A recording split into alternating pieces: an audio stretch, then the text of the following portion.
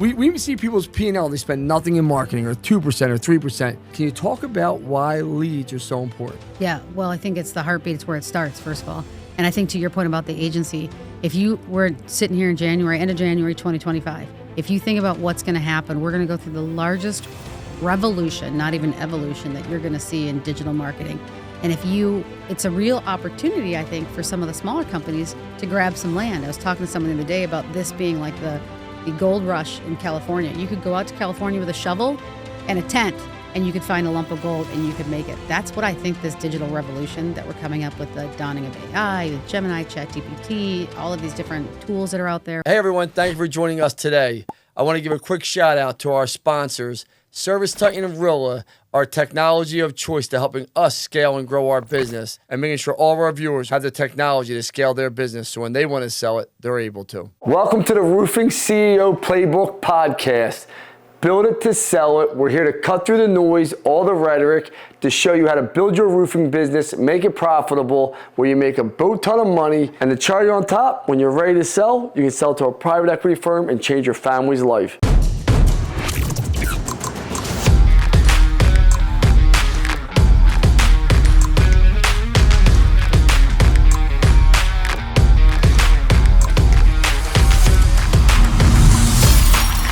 Sitting here with Katie from Camp Digital. She's a CEO. She flew in for the podcast. She's a good friend. I've known you for probably 4 or 5 years now. Used to talk to you even when I owned One SEO. Most people don't know that. Thank you so much for coming in. I appreciate it. And you brought a few members here with you. Who are the members? I did. I brought Jill and Tori. We're visiting some clients in town as well, and they are the account manager and the search manager on the accounts. And I do want to say you introduced me as your friend, but I have looked up to you for all those years, being a well-fought competitor and someone who's built a business that I very much admire. So I appreciate all the times you've given me in our interactions. Back at you. So let's talk about this. You own Camp Digital. Yep. It's a nice size agency. You build it, and I don't how do I say this, not being politically ignorant here? I don't believe in the whole women versus men leaders. Yeah, and I think it's a fine line you got to work, right? Because if you start putting labels, but you're a woman in a predominantly male space. I mean, let's call it what it is. Yep. And you're a CEO. Like, talk about that because I'm going to jump right into that because that's the big elephant in the room when I see. And the best part is, Higher Caliber is another female-owned digital agency, and like you're supporting her like without blinking. Yeah. Like, talk about that. Like, talk about the experience of being a woman CEO and why you support everyone. I identify as a 13-year-old boy. So I think that helps a lot with my humor and all the ridiculous. Wrong location. Yeah, listen, I tell you. No, I always say because there's a lot of like women in HVAC, women in the trade stuff, and I support that 100%. But the best thing you can say to me is that I run a good business, not that I'm a woman that runs a good business. So to me, it's not necessarily a gender thing. I think it's just rolling with the punches. I know what I got into. I absolutely love the trades. So we are exclusive to the trades. And I love it. I love everything about the trades. I love the people I've met on the process. Every one of them has something to teach me. I think if you take that attitude, it doesn't matter, male, female, any other categories you want to fall into. And I honestly do have the humor of a 13-year-old boy. I can tell you a couple off-color jokes right now. You can take home for the kids even. You can say any joke you want. All right, I got one for you. Go ahead, hit it. All right, this one will work, I think. So what's the difference between a snowman and a snow woman? A snowman and a snow woman. Snowballs. Oh, my God. All right, that was good. I'm actually going to tell my sons that. That's right. That's what I'm saying, right? So let's talk about this. You love the trades. Yeah, I love them. I was never in the trades.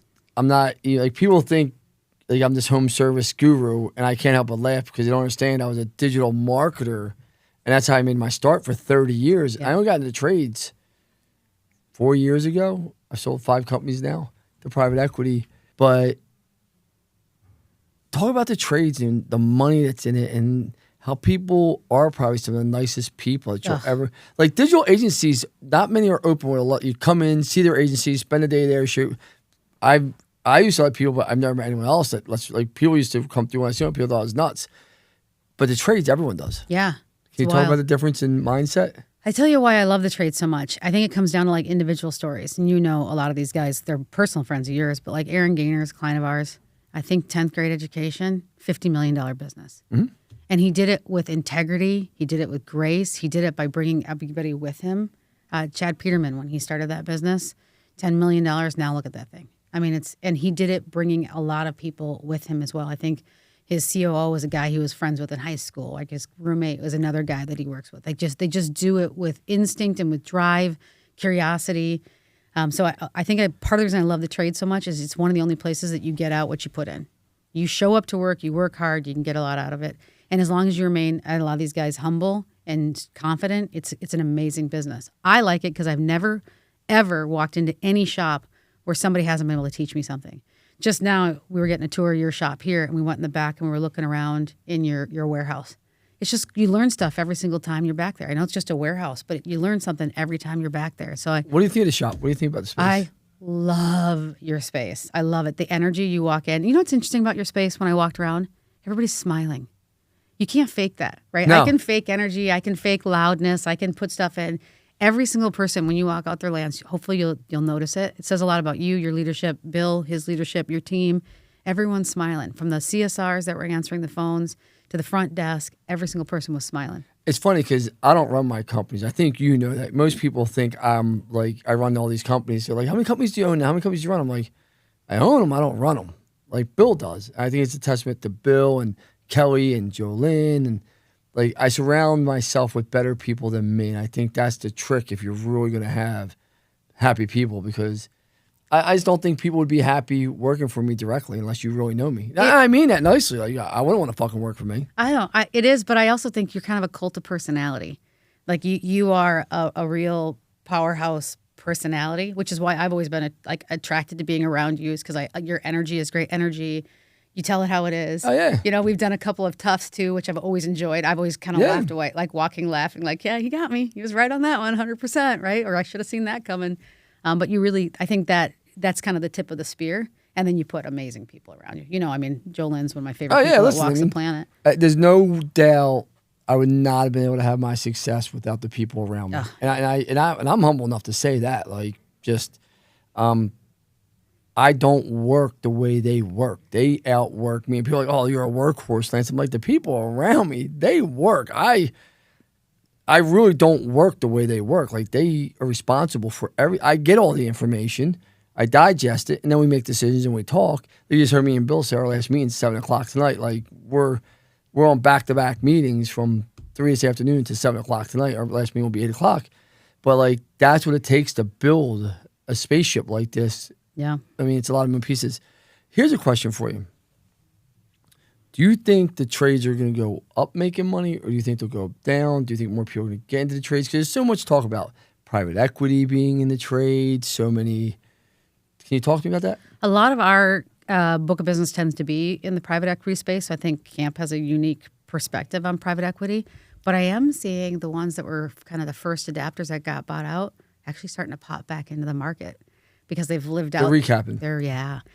Well, no, not the PE groups. The original owners who sold and have now lived out their non-competes are coming back in to try and do it a second time, because a lot of them sold young, right? The trades. Yeah, I mean, I have mixed opinions on that. Like, I mean, I've sold 5 companies now. I got my 6th one under LOI. I wouldn't go back into a marketplace I sold. Yeah. I just think that's a tool bag move. There's a big country. There's a lot of space for business, right? Like, unless you didn't pay me my earn out, you did something dirty to me, like, right? Like, that's where I think, right? You know, because earn outs are a touchy thing when you're talking about that too, right? Like, you know, do you think private? Because a lot of people are betting, as you know, private equity's been HVAC for years. Yep. I know you do roofing, because you do some roofing stuff for me, so I know that, right? So I have no problem saying I use you. You've been great to us. You've been a great partner to us. I know you and Bill are close. I know we're going in the right direction. We're going to talk about this, building companies with leads, because you can't build companies without leads. So we'll talk about that if you don't mind. But do you think private equity is getting out of roofing? Because, you know, full transparency, I was on the phone with Owens Corning, and they're like, we're going to see if private equity makes it in 3-4 years. We are hedging our bet that they don't. To me, that was probably like, okay. Now, we had that respect for Owens Corning when they said that, the gentleman. But I was like, wow, man, that's a really fucking bizarre statement. Like, do you not know who these people are? These people know when you adjust your balance sheet by $1,000 a year later. Like, they understand it. Well, I think you go back to what makes those companies so successful. I'll grab a different name. Someone a lot of people know, but I absolutely adore him. A guy named Bill Kerrigan out in Portland, Oregon. the PE kept him on, and I'm grateful that they did because he knows how to talk to the techs. He knows how to work with these guys. PEs tend to think of things as spreadsheets, and this is a people business, right? I mean, you're a PE too, so I don't mean to I'm offend not with PE. that. I don't buy people's companies. Yeah, That's a misconception. I partner with people's company. I actually should change it to LB Partners.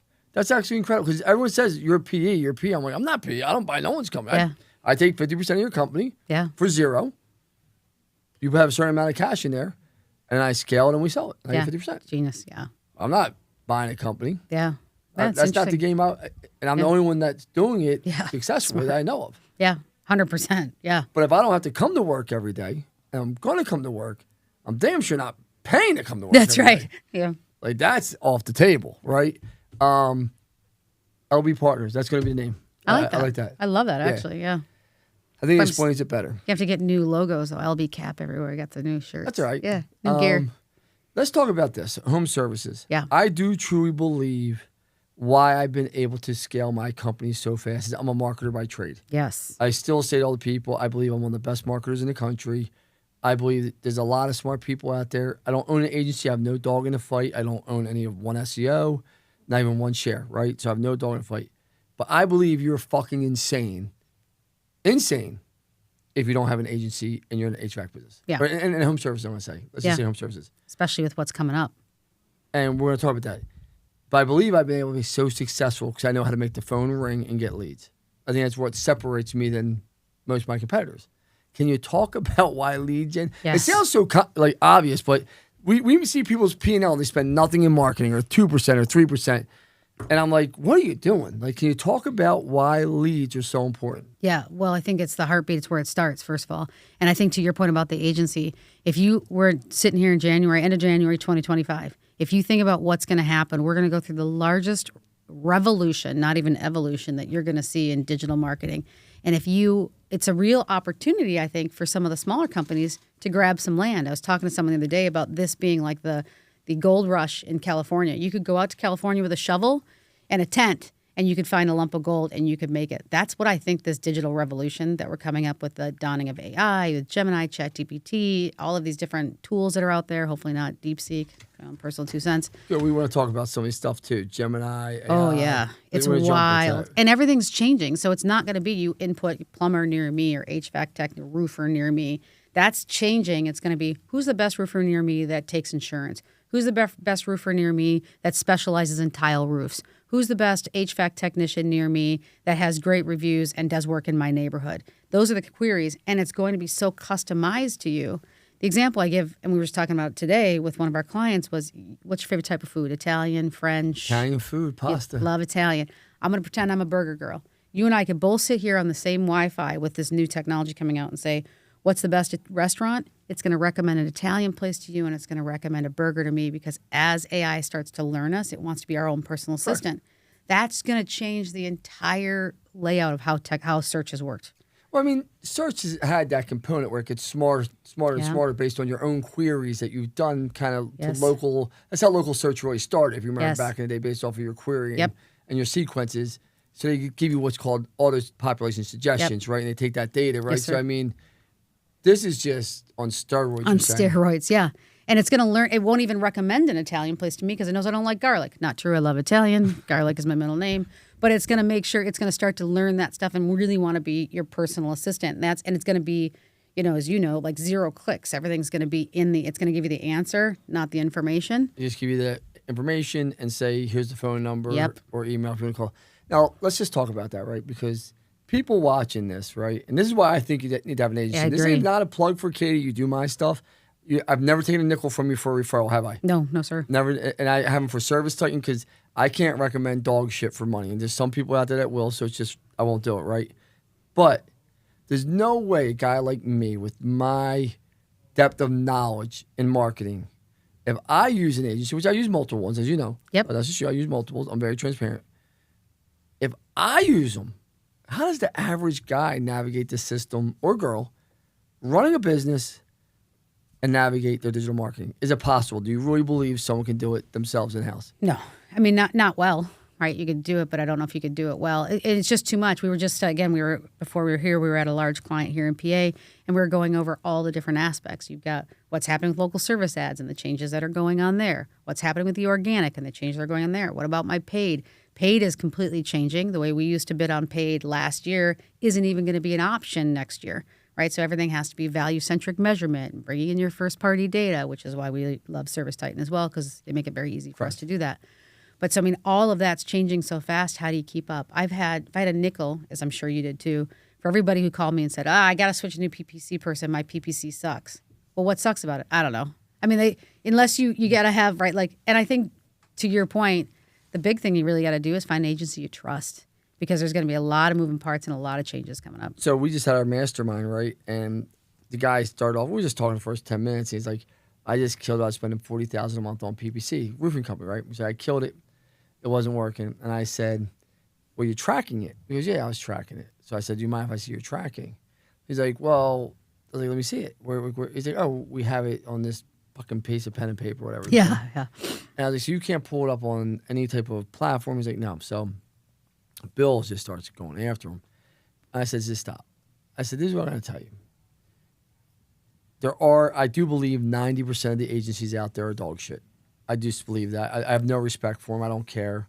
I have no problem saying that, because I know what I've had to do at my 15 years to keep my reputation. Before that, I was vice president of AT&T, their search so I mean, I've been in this thing for 30 years now. Like, just superpages.com, you name it. So, like, I see so much dog shit. I'm like, the 10% that's good. If you get with one of them and it doesn't work out, can they make mistakes? Listen, agencies make mistakes. Yep. They got human beings there, right? But you got to be able to walk through those mistakes together. But you find one you like and trust, you better stick with them, because it's hard to find another one. Everyone's out there selling dog shit. Yeah, I agree. One of the great stories I was telling someone the other day is that he said he had this great agency, he loved him, but their PPC just doesn't work. And I pulled up his website, and he doesn't have a phone number on his website. I cannot make that up. Yeah. He didn't have a phone. So how do you know if your PPC works or not? No one can even call you. Well, I would say to the agency, how'd you miss it? That's my point. Yeah. So I said you're maybe not your PPC, but you certainly need a new agency. Yeah, you need a new agency. Yeah. But I mean, how do, like, because so many people say to me, Lance, how do you track digital? Because I believe every home service needs digital marketing. Like, I think it starts there. Like, and you correct me if I'm wrong, because I'm not in it day to day like you are. I'm just not. Like, I don't claim to be Katie. I don't claim to be. So listen, when I say I'm still the best digital marketer in the country, I truly believe that. I mean, from a holistic, I know the circle of life. I know how it works. I understand the measurements to track, the data to look at. I've never implemented an ounce of strategy myself. Given this strategy, you've actually implemented the strategy. So I think it's a very different when I say that. So I'm not trying to be disrespectful. No, you're not disrespectful at all. You know what I mean? Like, when you're implementing PPC, yes, you're going to know more about PPC than me. I'm just talking about the circle of life. Yep. Makes sense? But here's my question to you. Everyone says to me, how do you track it? How do I know? How do I look?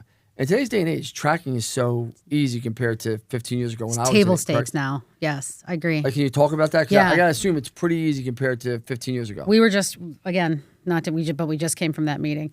We are now able to tie everything together down to the gnat's rump. So we can tell you how many phone calls you got, how many of those converted, how many of those were bookable, how many of those booked, how many of those ran, because they don't always, just because you book them doesn't mean you run them, and how many of those ran for revenue, because just because you run them doesn't mean you're running them for revenue, and then what the ROAS was. And the reason I like to look at those steps, as you're talking about the circle of digital, is with that, I should be able to paint a complete picture. If I have... Are you doing all that through ServiceTitan? We actually pull the data. So we're a ServiceTitan technology partner. We pull it out of ServiceTitan. So we have it in our interface, our own interface, because we're doing... ServiceTitan, I think, has some limitations. I'm assuming you're doing this down to the campaign level. Keyword level. Yep, campaign, keyword. I can tell you things like they came in off a plumbing campaign, but they converted on a drain, right? You say that all the time. You can see crazier ones that came on electrical, but it was HVAC. How do you get first click attribution then? That sounds it's just going to be last click. No, so actually it stores the entire customer journey so now, so we can see all of it it. touches it all. Yeah, so that's a it's change. Wild. It didn't used to do no, that. No, it didn't. And down to like really interesting things. I can see what keyword you searched, then what page you landed on, but what page you converted from.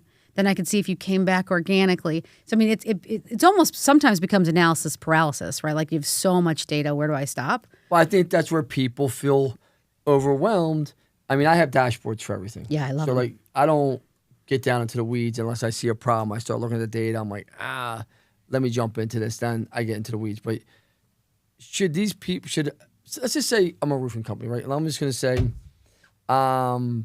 you do my Planet Roof. Okay, let's just talk about that. Let's be drastic, right? Planet Roof is having a record year, so I mean, I'm happy, right? Should I be looking at my Google Analytics? Should I be looking at a dashboard? Should I be looking at call rail?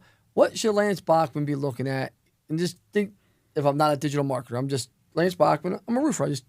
I built my company. Right. What do I look at? I think I was lucky enough to get a tour beforehand and saw the KPI. Your KPIs are perfect. I want to look at from the top down and then see if I have a problem and keep digging until I find the problem. So if you got a decent return on ad spend, that might be and What's a decent return on ad spend? Like I look at it this way, like if I'm getting 5 to 1, 8 to 1, 7 to 1, I'm happy. Yeah. Because I'm not gonna I look at it this way, just tell me if I'm wrong. No, you're I want right. you to correct me. If I give you $1 and you hand me back 5, I'm gonna keep switching that all day long. Or am I wrong? What I'm thinking? Can you tell me what's a good? I think 5 is the floor now because you're getting more and more sophisticated. But 5 on up, you're spot on. I mean, we have accounts that do even better that with some of the new technology that you can pop in there. But again, I think in home services, would you say the average should be 5 to 8? Minimum 5 to 8. Yep. 5 to 8. Well, what would you say the top of the heap is? We just left one. We were at over 20 times return on ad spend. Now that was an operations juggernaut, right? So it's not all marketing. That's killing Big it. operation. Great operations. Great brand. Been around. Yes. Brand. I mean, checks all Dan the Antonelli. marks. I got you. Good brand helps big time. Checks all the marks. Yep. What would you say the average is? Because, like, listen, I mean, We're probably as an agency averaging about 8 to 10. 8 to 10, which is very good. I don't think anyone's going to argue with that. Same as you. I think most agencies probably lose people's money. Yeah. Well, and then it depends, right? So I was talking to Bill about this. I have a roofing company out in California we were working with, and they're booking 11%. Yeah, that doesn't work. I mean, that doesn't work. You got a booking problem. You don't have a digital I marketing need more problem. leads. I said, you don't need more leads. You need to fix the leads that you got coming in. You need to fix California, my man, call this guy Brigham Dixon. What's the name of his company? Sales Pros. Yes. Call Brigham out in Utah. Trust me. Call Brigham. Does he do roofing too? I didn't know he does did all of it. roofing. He helps us. Yeah, he's the man. Listen, a CSR is a CSR. Yeah, agreed. Like, I don't care. Like, I don't believe, like, and maybe this is where I'm wrong, right? Like, I do believe there's a fundamental difference in the person doing the trade of building a PPC campaign or a Facebook campaign. There's a difference, right? Yeah. But I don't believe there's a fundamental difference of how I get to my creative and what I want my end result to be. I want someone to click and convert, yes, right? You're correct. So like that here in home services, I was in HVAC, I was in painting, sold both of them. Now I'm in roofing. I'm just changing the widget, like I hate to use it. I'm just changing the mechanic, but all the rest of it from the beginning to end are the same. Katie, does that make sense to you? Yeah, it's interesting. Yes. So I was looking from a business side of things. Yeah. Yeah, it's the same thing. Call Brigham, California. See that 11%, he has a booking problem. Yeah, 100%. But he keeps calling me. He's like, I need more leads. And I want to be like, you literally don't. Like, I think it's going to exacerbate the problem. How about this one? The leads are shit. They don't work. Yeah. And that's a common one. Because I hear that through my own organization sometimes. Yeah. And then when I owned one SEO, that was a common thing. Like, these leads are shit. They're not good leads. Yeah. Talk to me about that. Like, just talk to me. Like, what does that mean? This lead isn't good. I think that generally comes back to expectation setting with the customer. So, like, for example, we have a client we work with who, all he wants is installs. Well, I want to be a size 2 and eat tacos, but that probably isn't going to happen either, right? Like, I mean, there's a reality of what we're dealing with in the business. And so it's really trying to understand. And I can say, listen, we can aim for just trying to get these, but you're going to be spending a lot more cost per conversion. You got to take a lot more swings at the plate. And most customers aren't shopping that way. Most people don't shop. Let me go spend 12 grand, 16 grand on a new HVAC system. Yes. Best HVAC install company so I can spend $16,000. Yes. I think the more query would be, and correct me if I'm wrong, HVAC company repair near me. Yes. Heating, air conditioning service repair near me. Yes, 100%. Okay, I don't know. I mean, I'm not the brightest guy in the world, but I heard a call when I first started out in the business. We listened to a lot of the calls, and the lady called. I couldn't make this up. Her HVAC unit was actually on fire while she was calling in, talking to him, and the CSR had to tell her to hang up, call 911. But she searched repair near me. Yeah, I mean, it's on fire. Yeah, and that's the thing.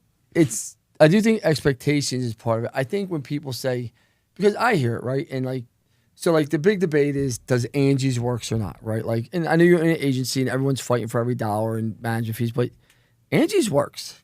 It's your process. If your processes work, Angie's work. correct. If your processes work, Home Advisor works. Yeah. So like, and I try to say to people are like, what do you mean? I'm like, so we took away, believe it or not, this is something that shows you like, if you change the mindset of just anyone, digital marketing works. We use Angie's and Home Advisors in my companies. We took away the watermark that shows you where the lead comes from to our salespeople.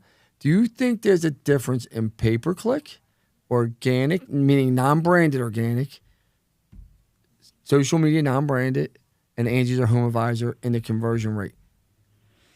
Well, the way you're saying it, I'm going to have to go with no. But I mean, some of I see it in ticket revenue. We'll see some of the differences, but conversion rate, There's no different in the conversion. Because they all need the same thing. And the close rate. Yeah. And the close rate. So people will say to me, Angie's and Home Advisors, they're all shoppers. I'm like, if someone doesn't have a name in mind on any platform, I agree. They're probably going to get 2 or 3 quotes. Yeah. And who can close it? But I just found that interesting because back to the bad lead part is, it's a lead if someone calls a roofing company and says, I have a leak in my house, I have a repair, I want a new roof, my gutters are rusty. Like, these are all leads. This is how human beings shop. I think the people where their expectations are wrong, they want the lead to sell the job for them, meaning this. Yes. Hey, I want you to come out and give me a quote.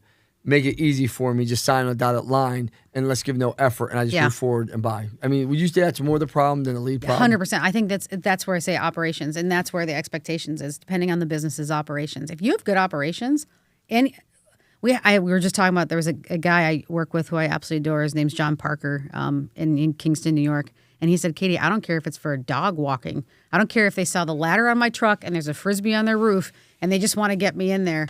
Get me in the house. I'll take it from there. Of course. Because he's got phenomenal operations. His operations knock it out of the park. And that's his attitude towards it, and it's a great attitude. I have the same attitude. Yep. A lead is, if someone's calling me for a roof, you know, it's funny because we took Titan Pro from 2 employees to I think we have 30 like the last year. Congratulations on the acquisition. Thank you. And, you know, people say, man, you're now the largest Titan consulting company out there, right? I said, it wasn't hard to do. They said, what do you mean? People are inquiring nonstop. We don't have an outbound sales force. I mean, imagine you go into a service field, Katie, where you don't have an outbound sales force. Everything comes to you. And the first thing you got to say to somebody is the easiest fucking thing is, hey, what made you call me today? Yeah. All these roofing companies and HVAC companies you represent, they don't ask that question, though. Yeah. They don't ask, what made you call me today? Yeah. Well, sometimes they don't even care. I listen to calls that curl my hair because they're like, oh, there's water coming out of my back. What's going on? Can I get your address?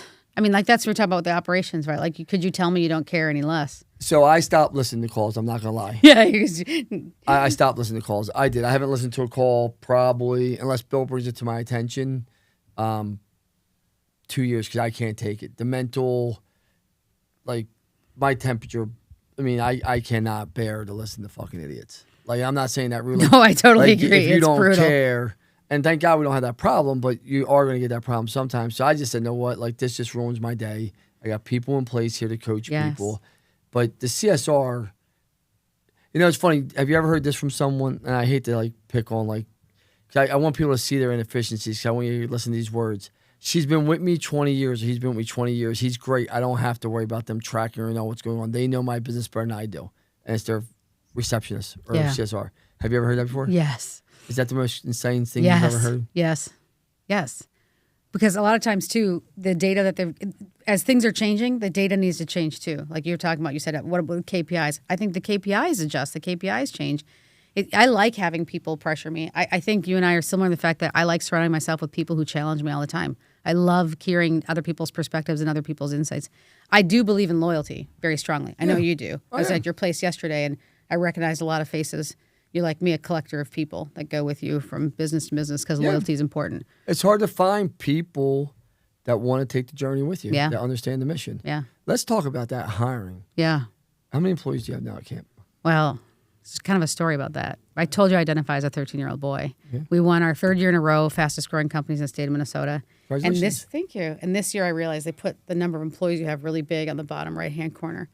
So we have 72 employees, but I told them we had 69. So our plaque has a giant plaque, says Camp Digital, my head in the top corner and 69 in the bottom. Isn't what I do for humor. Jesus, Lord, here we go. All right. Yeah, sorry, listen, you can cut that out, right? No, you can edit that out of the podcast. Kara's just smiling. That's right. So you had 72 employees. Yes. That's a lot. Yeah. Yeah. How do you manage that? Because you seem, listen, I know owning an agency is stressful because it's not always peachy there. You lose customers. Everyone does in this space. I do believe the majority of good agencies lose uneducated customers. And that's not to put the customer down. They just don't. There's so much garbage out there being told. Like, I'll never forget, and this is not to like make fun of this customer, but he called me up and he said, my meta tags are missing and my page title and something else. And then we took this customer from 2 to 29 million over like 2 years. I said, yo, dude, your company has fucking skyrocketed. You were in business for 30 years prior to meeting me. You meet me and it skyrockets. Now, Bozo the Clown over here gives you this bullshit. With a Gmail address that doesn't even have a bit, sends you an SEM Rush report. Saying it's a automated. Yes. You drop the fucking URL and it spits out a report saying it's missing an alt tag on your fucking contact us page. Like, what are you talking about, right? Like, and I just said, go. Yeah. And he said, what? I said, go. I said, I don't want you as a customer. Yeah. I said, because you were so uneducated that you were letting this idiot Ponzi scheme you. Yep. And I want nothing to do with you if you're that easy and disloyal to me after me taking you from 2 to 20-some million. Yeah. He's like, well, no, I'm giving you a chance to defend yourself. I said, I don't have to defend myself, brother. Yeah. I mean, you still have to deal with shit like that. I don't care what you're, because yes, 100%. Talk to me about that. It has to make you want to just jump across the table and strangle someone. It does a little bit. Like, luckily, I think I've got the memory of a goldfish. So every time I get around the tank, I've forgotten what happened yesterday, so I can show up to work. But we hire a little bit differently because our people have to deal with that more than anything else. We hire an attitude, ethics, effort. I can teach anybody how to do paid search. That's not. I mean, you can teach someone how to do that, right? But if you have the right attitude, the right ethics, right? Because we want people who are above board, and you're willing to put an effort in. Your mama and papa taught you your attitude, ethics, and efforts long before you saw me. No doubt. If they did a good job, that's someone we want to hire, and we'll train them up. So, do you think you get treated different as a female CEO in the space versus men? I don't know, because I don't think I even let it cross my mind. And if someone's going to get in trouble for sexual harassment in this room, it's going to be me, not you. It's like that's my jam, right? I don't think so, but I don't know. You remind me a lot of my I will tell you, I'm not taking my shirt off at these events to show my six pack like some of these guys. So maybe there's that. Plus, I got a little bit of a keg more than a six pack, but. Well, I mean, like, listen, I see their stick too and what they're selling. Yeah, I get it. And like, that's their stick. That's not my stick. I'm a 50-year-old man, father. I mean, I take my shirt off when I go to the beach, but I take my shirt off on stage for sure. But whatever. I mean, I get their stick. I don't judge anyone. I'm very curious. But you remind my sister Jolynn. Oh, I love her. You're always happy for the most part. Even when we had our problem, probably about 2 years ago, year and a half ago, I started LB Capital. Yep. Definitely partly my fault. 100%. I own it. I was in a very bad, and I probably owe you an apology for how I talked to you that day, because, and I never thought about that because I was in a bad space and you didn't know it. Like, I was in a depression. I sold one SEO. I was going through, I just started LB Capital. And not that there was financial stress with LB Capital. There was none. Like, I made it. Makes sense. I think one SEO was my third company I sold at the time. And then Cherry was right after that. So it was my fourth. So financially, it was, what am I doing? What's the path? What's the vision? What's the mission? Makes sense? And yep. So I think you caught some of that burden, truthfully. But you handled it with such class. You've never been anything but incredibly respectful to me. And I appreciate and value you. I also appreciate and value the way you talk to me particularly. And I don't know if I would imagine you do this for everyone. And I wish everyone would do this. You're very direct. You got a problem? This is the problem. Katie, can you solve it or not? Sorry, Lance, I can't solve it. Then we got to do something different. Okay. Or yes, I can solve it. Great. How much time do you need to solve it? I need a week. If I go a week and a day, I'm going to catch hell. But I told you it was a week. So I know now if I need a week, I better get back to you in 6 days. I appreciate that. I respect it. And it's been, I started out this way and I mean it. You've been a great mentor, for lack of a better word. And I don't think you've ever been unfair. I mean, I'm not just saying that because we're sitting in your shop. You haven't. I mean, I definitely could have. Like, I didn't want you to think it was all you, because it definitely was. It was probably majority me. And I think part of like owning your shit sometimes is saying to someone, I was in a really bad place. Yeah. And like, that's why like I brought you back in to run the other stuff for me, because I knew I was in a bad spot. And like, my point is, you remind me of Jolynn. Like, you're just such a good. I don't know if I could have turned this switch when I called you up and talked and said, hey, listen, because you always stayed in touch with Jolynn. Yes. And built like, so like. That might be part of it too. You know, who had your, like, so I used to work with my brother. He runs an agency in town. And my brother has the same wrestling gym in his house. Like, it's wild, the similarities between you and my brother. I don't know if you guys would either go to jail together or fucking take over the world if you guys ever got together. But so like Jolynn and I kind of bonded on that. And she was, I don't know, she's always been great. She's been right there to help with things. And I think she's classy as heck. So I'm bummed she got engaged. She was kind of my backup plan in case shit ever went down. I mean, that's another love story that started inside these walls, but that's neither here or there. You know, let's talk about, you're married. Yeah. Children. Yep. Boy and a girl. My daughter is 16, son's 15. How is it raising kids, owning a business? Because I don't care what you say, there's stress. Oh, God, like, yeah. There's stress. Like, that's the reality. I mean, listen, I'm stressed here. Like you just said, oh my God, it's just, there's stress. I mean, you don't build a business without stress. No. How do you handle that with your kids? Because that has to be difficult. I think, I see you kind of do some of the same things. I'm blessed to have some resources, and I lean into those resources, right? Yeah. So like I see you in you don't drive, you've got I'm a full-time driver, yes. Yeah, right. And I think that's genius, because then you get to spend that time that otherwise you'd be staring at the road with your kids. I joke, because the first time we won the Fast 50, I brought my kids, I registered them as the COO and the president of the company, registered them so they could come to the Fast 50. The only kids in the room, and they were wearing their private school gym uniforms when we showed up. And so there's a picture of my kids holding up the Fast 50 award. We were 7th fastest growing company in the state of Minnesota, in this, super formal setting with all the suits behind them and them in their gym clothes. Well, I want them to see these are the reasons that we work so hard. These are the things we do. So I include them when I can, and then I use resources to help, when I can, to cut things out of my life that do take time for my kids. Do you think you're teaching your kids more about life by showing them your business than school ever will? 100%, 1,000%. My kids interned last year, and we had them doing content. And we use like a version of ChatGPT to help with some of the content stuff. And my son looked at me and he said, at school, they told me ChatGPT is cheating. I went, holy shit. So they teach you in school. I had you in the wrong school. No disrespect if their school's watching. Like, don't throw me out for that. There's other reasons to throw me out. But they I think they understand. I think that's going to change too. Yeah, right. But I mean, like, I take them places. They go on trips with us. They go to events with us. I'll take them out of school because they learn more. They learn more being in those situations. There was a great guy. We were at Home Service Freedom a couple of years ago. I took the kids out, and there was a couple of guys who came over to the house, and one of them was asking about putting a 401k. My daughter, for some reason, knows every type of 401k there is. So she sat there at the time, 14 years old, talking to these guys about what 401k they should roll out, the pros and cons of the different kinds. She learned more there than she ever would sitting in a class taking apart a frog. Yeah, I mean, you think about this. For people that don't know what ChatGPT is, first of all, explain it to them, because not everyone does know. It's like Bitcoin. People know the word, but they don't know what the shit is. Yeah, it's true. It's true. I mean, like I own Bitcoin. I still can't tell people what it is. Well, ChatGPT is one of the big AI tools that has actually indexed. It's privately owned, correct? Say again? ChatGPT is privately owned, correct? Yeah. Most people don't know that, right? Well, it's actually really interesting finding that. Who owns all that shit? Well, Elon Musk owns part of it. I know he backed and funded it. Elon Musk owns almost all that shit. Yeah, I know he backed and funded it. So can you tell people what it is and what it does and how it works? So ChatGPT particularly has gone in and has basically indexed the entire internet. There's a bunch of lawsuits about that and where it got its data from, but it's indexed everything into a tool. And then it's an AI tool. So you could put in a query or what's called a prompt, and you could get out information, whether it's a query or prompt like, give me the best plumber near me within a walking distance because I want a job there, or that's hiring, or rewrite this content for this page. You can also go to it and say, hey, here's a website. Tell me why this website ranks so well. It spits out a bunch of information. Then you say, great, rewrite me a page that has these similar components to it. So it's really just a way of digesting everything, ChatGPT is, and then adding artificial intelligence to it. And then you get out of it what you request. There's a couple of different versions of ChatGPT, depending on whether you're a paid version or non-paid version, that do some different things. But it's going to become the backbone of Bing's, Microsoft's internet.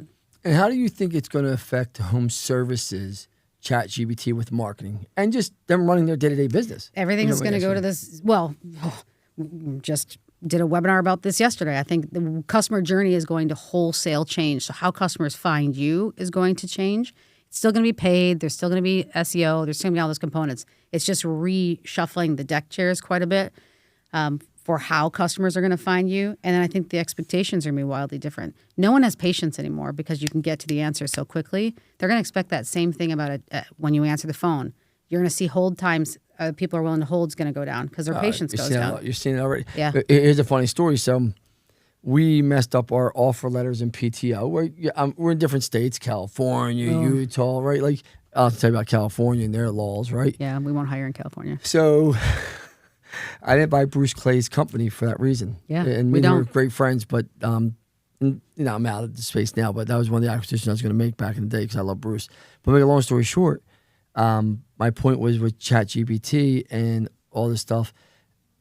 I'm not going to say the name of my law firm. I was waiting for a fucking week for my PTO changes because what happened was our PTO was written that you would get all your PTO, even if you're here for like 30 days, you get a year's worth of PTO, right? So all these people had these offer letters, and you're paying, 6, 7, 8, 10 grand, right? Every time someone leaves, you're like, what? They weren't even that long. So I ChatGPT'd it. Yeah. Because my lawyer kept saying, so I said, here you go. Here is it for every single state.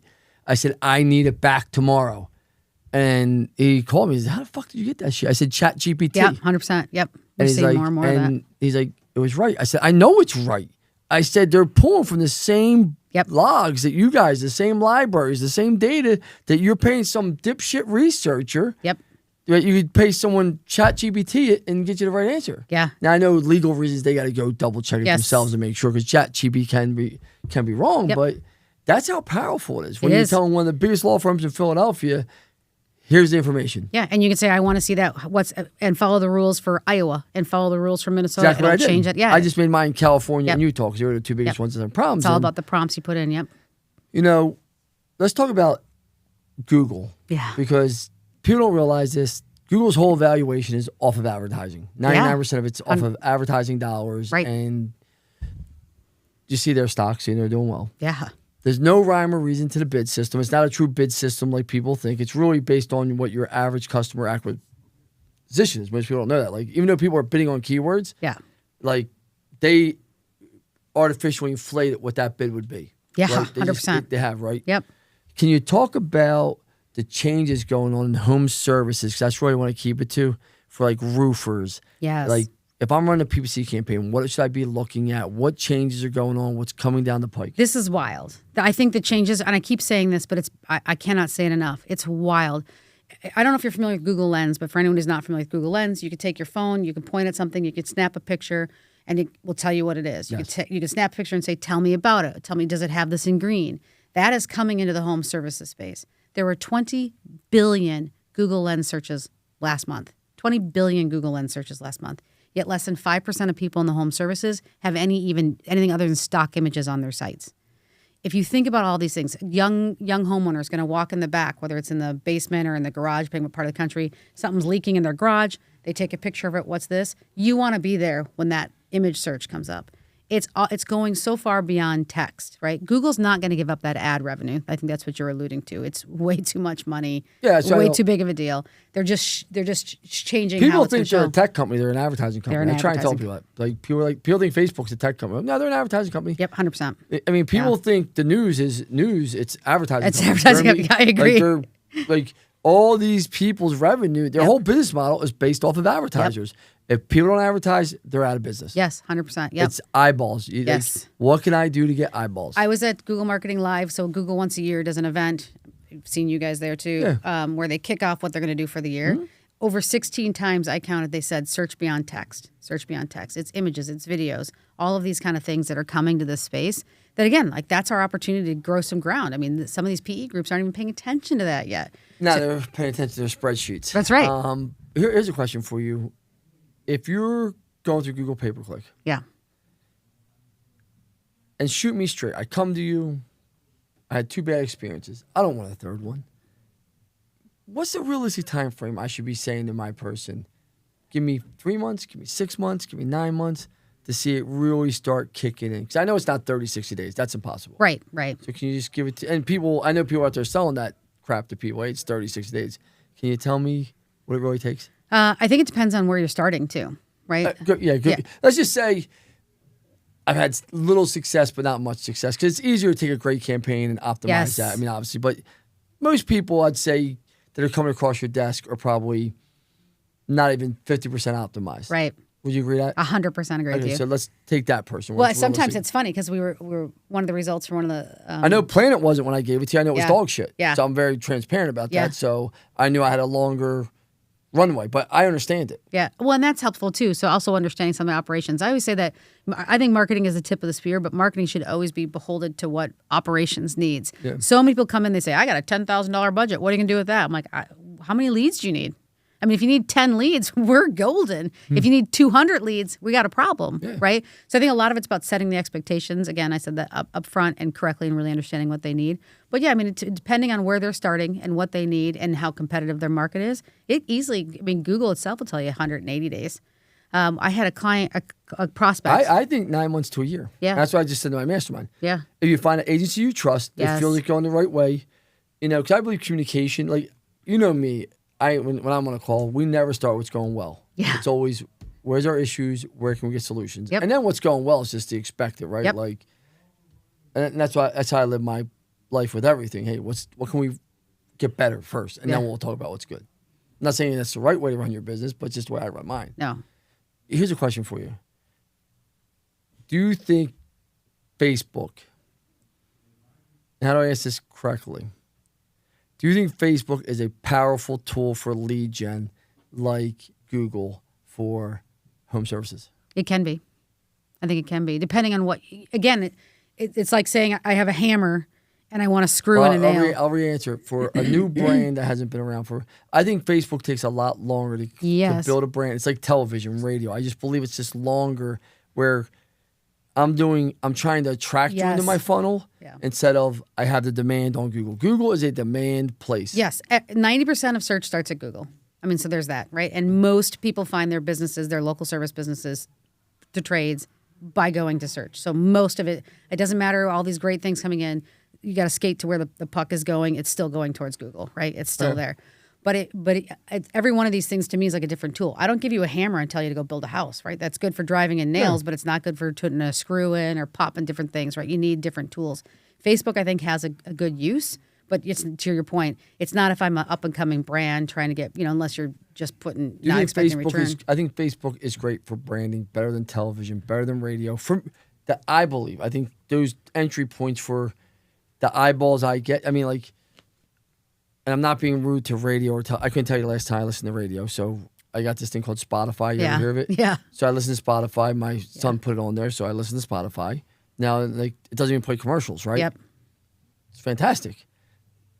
TV, besides sports? Yeah, I'm a sport. That's all I watch is sports. Yep. I couldn't. So, like, how are you on TV not knowing who the fuck's looking at your shit? At least on Facebook, I can hit a certain zip code, household. Like, there's certain demographics I know my ads only going to, and I know people are on Facebook. And there's a lot of install leads that come out of Facebook. Like I was joking before about, like, I want to install lead, right? But because people are typing in, hey, someone was at my house and told me I needed something installed. But if you don't have brand recognition, it doesn't really kind of matter if you're not seeing it there. And I think those are the guys that are really starting to look for just how to add to their installs. If you're looking for someone who's going to type in repair near me, it's still local service ads. It's still Google ads. It's still your GBP. There's still some basic things you got to tackle Let's first. talk about local service ads. I'm assuming that's still the cheapest ad that's not a referral. Cheapest and best ad, yes. Okay, because it was when it first came out. Yes. I guess my next... No, what's the funny story is, I was the one that piloted that here in Philadelphia for home services, right? No, that's awesome. So, so we piloted it. We were the second one in. They started in Dallas, and then they came here to us because I had a relationship with Google and them guys. And what was funny I shouldn't even tell you a story. This is fucked up, right? So our clients, we started getting on their own results. So then I bought that HVAC company down in North Carolina. And I was like, yo, man, we're going right to local service ads. And it went sideways, and we got banned, and for no reason we were flagged, and it took us like 8 months. I'm like, guys, I piloted this in Philadelphia for you. I buy an HVAC company, and this is what happens to me? Yeah. Like, it was the craziest story. No, I got banned from Reddit. Right when Reddit started going into the search engine results page, I started getting all over Reddit, and I got a 30-day suspension from Reddit, like my 4th day in on Reddit. Yeah, we were down for like 6 months or 8 months for no rhyme or. But once you go into that prison, it's so hard to get out. Oh, yeah. Can you talk about that? And that's where you do need an agency to get you out. There's no way you are 1,000%. getting out without some relationship in that department. All no way. the time. All the time. We help people all the time, though, that their GBP suspended, their Google Business Profile suspended. Why? Why do they have such problems on that part? That seems to be their biggest... Because, with Google Business Profile, it's because it's not a paid product, so Google has limited support for Google Business Profile. I heard they shut down their support for it. Is that not true? No, it's not true. Because the Google Business Profile, we're lucky in the trades because the Google Business Profile has now linked up with your local service ads account. All right, so that's what So now you can get support through. But if you don't have that local service ad agency, there's no way you can support for your GMB. Because the only way that you can get the support for your GBP is to go through your LSA rep. And if you don't have an LSA rep, you're... Yeah, okay. I didn't think of that, but yeah, you're... I think the technical term is shit out of luck. Correct. I think that's, You know, where do you think home services with private equity goes? Do you think they're going to come in more and keep buying? How about this? Private equity. Let's talk about your private equity before we even get to that. You know, I sold one SEO. The multipliers for digital agencies at one time were like 13x, 15x. They're down to, I think, 7 probably now, 7.5 ballpark, right? Somewhere there. Do you think the multiplier, because of AI and ChatGPT and all this shit, do you think agency multipliers are going to go up or down? I think it depends. I don't think agencies are going to be in existence in a year or two. I think it's going to be. So we're a tech company that does digital marketing. I know it sounds, but everything we do is technology based. You know, I joked about this a while ago, but we have a couple of patents where we're actually inside the marketing tech stack. And she stack. sent me the patents. True story. I called bluff. I said I was having a bad time. I apologized to you. Did I not? I apologized. I think we have a bet that's still. I think there's a bet that's still there. That was a joke. But yeah, I think you waited even like a week because you know I was heated, and then actually, my phone. I actually called to be like, should I send it or not? I didn't know you well enough to know that if I sent Joe it, told you to sell it. Yeah, send it. Because I thought I would be. I don't want to be a smart ass and get in trouble. But she sent me the patents, and I was like, holy shit, these are real patents. I started looking, and I was like, all right. No, you busted my chop because one's patent pending, and you said that doesn't count. That's how I got out of the patent. Right. I think that's how I got out of the patent. I think. Yeah. Talk about that, because One SEO was not a tech company when I had it. We were a true agency. And I told people that. Like, we used other people's technologies. Yeah. We did a lot of integration, a lot of API pulls. As you know, we built, which I think is fine for an agency, right? A tech company, what you're doing is you're actually creating the tech that's why we run bought everything. That's why we bought Shep Tech, as you know, David Shepard's company, because I was like, if we're going to support Titan Service Titan the way we are and grow, we have to become a tech company. We cannot just be a consultant company. 1,000% believe that. And I actually believe in the next few years, agencies that are just agencies, they're going to be gone. Because you can't keep up with the changes. You can't keep up with all the different things. You will not be able to create the iterations that are going to be required to service the person that likes Italian versus the person that likes hamburgers. Or in our services, the person that values time, like I can get there today, versus the person that values price. I'll wait till tomorrow morning because I don't have that, right? All those different iterations that are going to be in there, all the different changes that Google's making in the back end. The fact that Perplexity is going to be, if anyone's not familiar with Perplexity, look it up. I think they're going to buy TikTok. And there's a connection to Elon Musk there too. But I mean, if you look at all these different services that are coming out, unless you have a tech base that can do the things that humans could possibly keep up with, there'll still be the small agency like the guy that lives in his mom's basement. Stephen Elmer's clue has no clue what he's doing. That's right. Those ones will still be around. But I think the larger ones are either going to have to adapt, sell, roll up, or go out of business. I don't know about the roll up, and this is where I'm wrong. I could be wrong. I don't think the PE guys can manage what they don't understand. Like an HVAC company, as of right now, AI is not going to change that. No robot is going to do HVAC right now. No robot is going to put your roof on right now. Do I think that comes? I do. Other people say no way. I believe in 40 to 50 years, you'll see George Jetson's robot. Drones come and put my roof on. They have the technology that puts the roof on now. Yeah. They actually have, what's the name of that machine? Do you guys remember what it is? That actually hits the shingles down for you and it puts the roof on for you and it does it for you.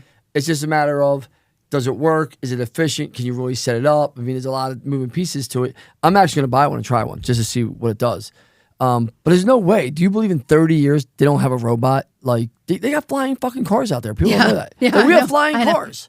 We have cars that fly. People Yeah. don't understand that. That you could buy reasonably, 15,000, 10,000. I'm not saying they'll fly you from here to California. Cars drive themselves. I mean, literally, it's more insurance that hasn't taken off more, and some of the logistics and liabilities that go around it. Otherwise, we'd all be driving in autonomous vehicles. We're probably safer than the autonomous Yeah, vehicle. 100%. But do you think we'll have robots painting our houses, putting roofs on? I think the only ones that it might not come into play is things with electricity and gas. Yeah, it's interesting. I guess I hadn't thought enough about that. I think anything the way the head of Google's AI, their chief scientist, data scientist, was presented it. I love this explanation. We said first humans learned to walk, then we learned to run, and then AI is the addition of a bicycle. You still need a human to power it, but you can go so much further with that bicycle than you could if you were walking or running. That was kind of the analogy he painted for me a couple of years ago, and I loved that concept. So anything I think that can still be human powered and scoped. I mean, if it's a matter of doing the same thing over and over again, why wouldn't you? I think they're going to have machines that can also solve a lot of their problems themselves, right? That was originally OnStar's whole thing. You could self-diagnose, send the diagnostic to a dealer. So by the time you pulled in, you were supposed to already know what the heck was wrong with your car.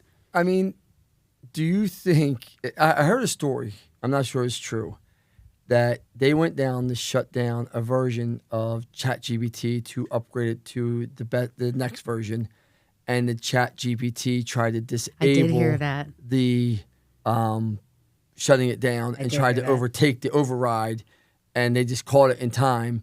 But it learned to survive and said through all the education of itself, it learned to override and it literally started overriding the system. Did you hear that? Is that a true story? Because it seems like it's true from what everyone's saying. I did hear, and it did came from sources I thought sounded valid. I mean, the only thing that would be a threat to AI is humans turning AI off. It definitely. I mean, there's definitely going to be some of that, and especially with like hallucinations, right? When it gets it wrong. That's scary though. Yeah, it is. It can be. I mean, if you think about that, I go to turn my computer off and it says, "F you, I'm staying on. I'm going to get up here and walk out of here." Yeah. Yeah. I mean, that's pretty much what it said. Right. Yeah. I mean, now you put that into a robot that is weaponized. I'm not saying and it's can't feel pain. I'm not going to say it's Terminator, but it didn't seem far-fetched. Yeah. That's why I get nervous when I see things like this DeepSeek out, right? I mean, it basically copied ChatGPT, but then it doesn't have the same rules. I tell this story to everyone because you'll get a kick out of this. TikTok, a year and a half, almost 2 years ago now, beat YouTube for mobile viewing minutes for the first time ever in August. And oh my God, everyone at YouTube going crazy. How did they do it so quickly? China, the TikTok company that owned it, came in and bought up a bunch of their engineers from YouTube. So they brought over all the engineers from YouTube and just recreated and reconfigured it, but with none of the ramifications, none of the limiters that Google would have, right? So like, hey, if you're on Facebook or YouTube or any of those kind of things, you'll see like, are you still watching? You know, some of those, they're not designed to keep you caught like TikTok is. TikTok's literally designed so that you never want to leave it, like a casino floor. Yeah. Because they didn't have the same parameters of built into it. That's why we already banned we will not allow DeepSeek at our office. Here's a question for you. TikTok. Everyone, I mean, we talking here. I mean, most people don't know this. I don't do my own social media unless that's me and my wife. My team does all my social. Yeah. I think you knew that. Yeah, I just. What? Yeah, like I just don't. He's sitting right over there. Yeah. Yeah, right. Yeah. I don't do my own social media. I for years now, but unless it's my family stuff that you see. But I hear people say something about TikTok, like it's bad. It's this. Is it because it's owned by China and we don't like China, or is it something else too? Because I can't see the difference between TikTok and Instagram. And I'm just a dumb guy. I'm not saying I'm a bright guy, but when I go through Instagram, Facebook, or TikTok, it all looks like the same garbage to me. I remember reading a couple of years ago that within 300 likes, Facebook could tell you more about your personality than your significant other could. 300 likes. So think about the data it's capturing. And the only reason TikTok scares me is because I can think of one thing in the last 8 years that both Biden and Trump agreed to, and it was banning TikTok. So that's the only reason why TikTok gives me. If both of those guys, that they know in the background. That's what I feel like. I don't know. I don't pretend to know. But I'm not that smart. An end user difference, right? They're just getting. There is actually. So I know there's a difference, but I'm saying to the common person. I'm scrolling, right? I'm looking at garbage, right? Yes, but TikTok's literally designed in a way to purposely keep you there much longer. I get that, but take that out. Like, okay, so I like. It's more addictive. I like. I don't watch the MMA, but I love the guy Khabib. I think he's like one of the most humble guys. I think there's so much greatness about him. So I get served Khabib on my Instagram, TikTok, and Facebook. A lot, it's different, but a lot of it's the same. Yes, yeah. I don't see where TikTok is that much different than Instagram or Facebook, except I know you understand the technical side. Like, hey, it's just the parameters are different. But overall, to the common person, are they going to see a big difference? No, I don't think so. But the demographics of using it are very different, right? It used to be, not used to be, it is now. The amount of data you give Facebook, Instagram, TikTok for free, if the government wanted it, they'd have to get a search warrant for it. So if you think about how much data we're willingly give up, I mean, it just comes down to who owns the data. And that's ultimately what I think comes down to. And I think that's what the fear is on TikTok, is who owns your data. You are giving it tons of information. On that note, I will just give a shameless thought. If you're using ChatGPT or any of these search tools, you also should have a policy in your company, no matter what your company is, about what data you put into it. Because the second you put data in, it can be used. I'll give you an example. It'll scare you. One of my friend's sons works into ChatGPT. Anything you connect to it. Always learning. This one will blow your mind. One of my friend's sons builds computer games, and he's doing a highly, classified game right now. It's a big game. He's working on it. One of his developers popped some of the code in to ChatGPT to have ChatGPT help him go with the code. Not, innocent enough. Now that code is publicly available. Holy So if somebody shit. knows to look for it, they know where to get it. You got to be careful about what you're putting into those tools, because it becomes part. Going back to your comment about TikTok, everything you say you like, everything you watch, everything you send to a friend, all of that data is being stored. Imagine if it got used against you for something. I never thought about that. Never even thought about that. I know Apple won't release any of their data. I know they won't even open a phone. That I know. Yeah, unless even you with agree search to. warrants. Yep. Even with search warrants, they won't. Because what really shocked me was about 10 years ago, 8 years ago, or maybe 6 years ago, they had the terrorist, two guys that killed these people, and they had their phone, and they tried getting Apple to unlock it, and he's like, absolutely not. Yeah. They had to bring a hacker in to unlock it. Yeah. Who's the guy? One of the guys that does the Norton antivirus, or one of those guys actually said, "I'll do it," because he knows how. Yeah. But that data sits somewhere. It doesn't just sit on Apple. I can buy that data. I buy it all the time. Like, we buy that data for stuff all the time. I know they resell your data. I mean, it's almost criminal. But imagine if you were on certain sites that you didn't want someone to know about, right? And that data's out there. I think that's the difference between TikTok and some of these other guys. You're right. Apple won't share it. Is a good example. Apple won't share it. I mean, Apple won't share it. It's pretty powerful, I think. I'm curious to see what happens with TikTok. Last question, because I know you got to go. You don't believe agencies are going to be out there. What would you say to home services?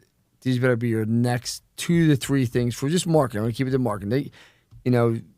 What would be your 2 to 3 things you tell them over the next 12 months you better get on? Like, do you start on Google My Business, getting reviews, SEO, PPC, social media? Where will you start, Katie? If I want to grow my business and scale it and sell it and grow my brand, where would you start? I have 2 answers. Okay. If you're starting out fresh out of the gates, it's got to be your Google Business Profile, LSA. Just start there. You'll get a ton of leads from that.